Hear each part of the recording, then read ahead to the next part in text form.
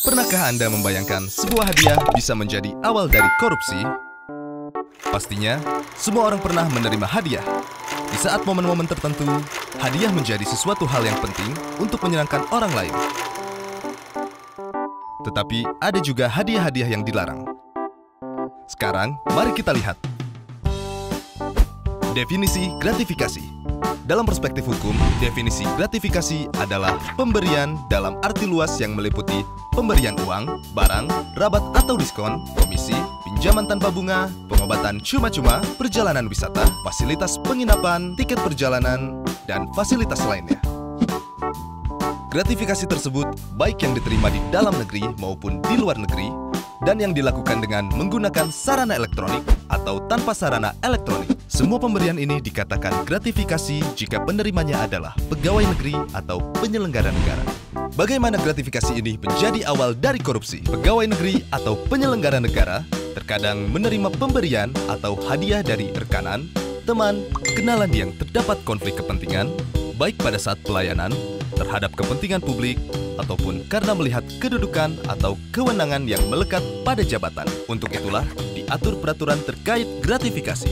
Aturan terkait gratifikasi diatur dalam pasal 12B besar dan 12C besar Undang-Undang Nomor 20 Tahun 2001.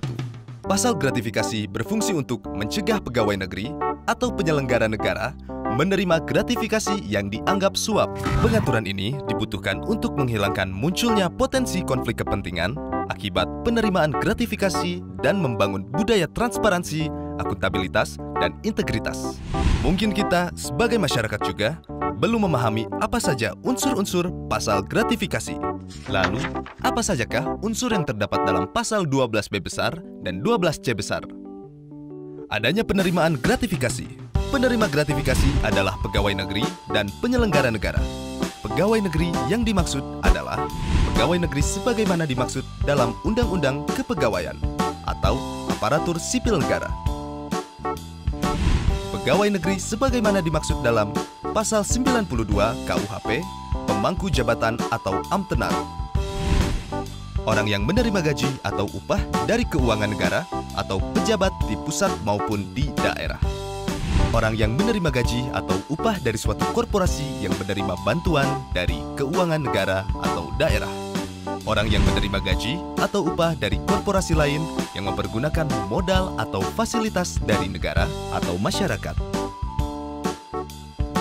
Penyelenggara negara yang dimaksud adalah pejabat negara yang menjalankan fungsi eksekutif, legislatif, atau yudikatif, dan pejabat lain yang fungsi dan tugas pokoknya berkaitan dengan penyelenggaraan negara.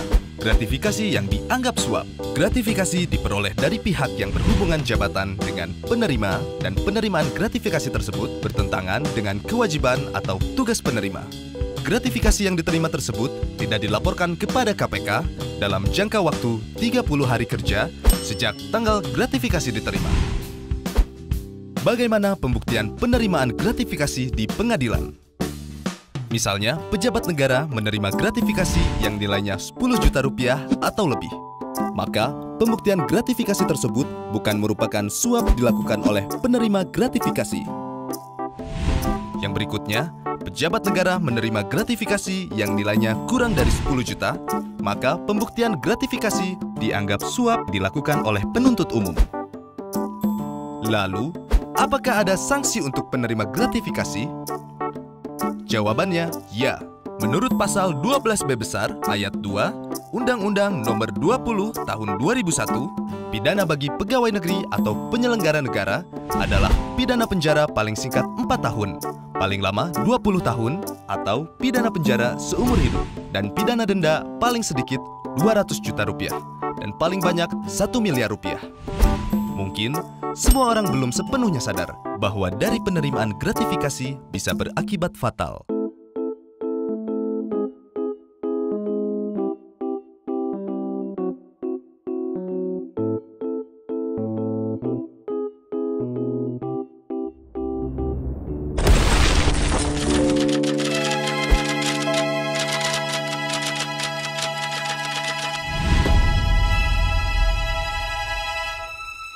Yuk tolak gratifikasi ilegal. Berani tolak, hebat. Laporkan penerimaan gratifikasi melalui go.kpk.go.id.